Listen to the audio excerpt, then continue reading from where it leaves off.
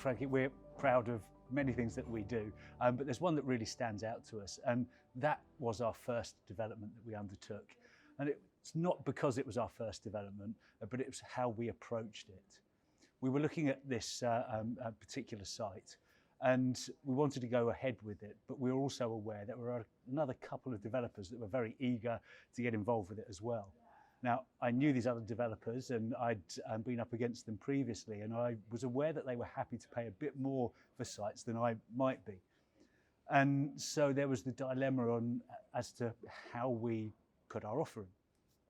Now, funnily enough, one of these other developers approached me. He said, "Hey, look, I know you're coming after this site as well," and mentioned the other person as well. He said, "Why don't we do something together?"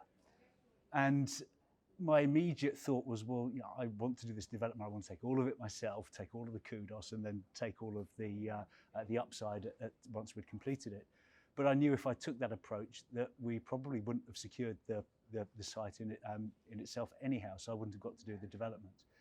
So we agreed, and the project was a success. And I still actually do projects with these other developers as well.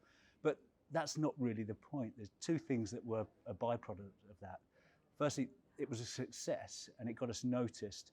And it was the first time that Inspired Equity, my business, was featured in a magazine. That led to another magazine article, to radio shows, and that's where our brand really took off and we became known. And the other thing is that it gave us that the first great development to then go and boast to the lenders and commercial lenders. And our next chunk of development finance was actually secured at 2.2 million, and that's where it really enabled us to go into the bigger deals. So it's because of the way we approached it, that's why we're so proud of that particular development.